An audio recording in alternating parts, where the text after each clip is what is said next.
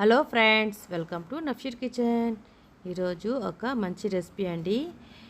ఈ ఎండలకి శరీరాన్ని చల్లబరిచే ఒక మంచి పాయసం అండి, సగ్గుబియ్య పాయసం. నేనైతే హాఫ్ కప్ వరకు సగ్గుబియ్యాన్ని తీసేసుకొని ఒక 2 గంటల పాటు ఒకసారి శుభ్రంగా కడిగేసి నానబెట్టేశానండి. స్టవ్ మీద కడాయి పెట్టేసి 1 లీటర్ వరకు వాటర్ అయితే వేసి స్టవ్ వెలిగించి తర్వాత ముందుగా నానబెట్టిన సగ్గుబియ్యాన్ని ఇందులో వేసేసి ఒక పొంగు వచ్చేంత వరకు హై ఫ్లేమ్లో పెట్టేసి ఉడికించుకున్నానండి.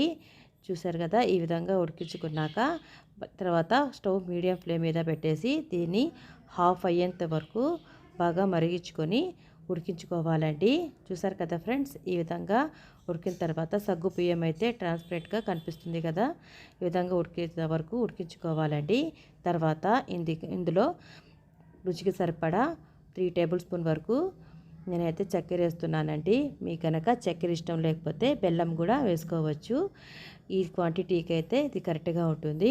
ఒకసారి బాగా కలిపేసి మంచి సువాసన కోసం హాఫ్ స్పూన్ వరకు యాలకుల పొడి వేసేసి ఒకసారి బాగా కలిపేసి ఒక 5 నిమిషాల పాటు ఉడికించి స్టవ్ ఆఫ్ చేసేసి ఇంకా సర్వ్ చేసుకోవడమే. ఎంతో సింపుల్గా టేస్టీగా చేసుకునే పాయసం అండి.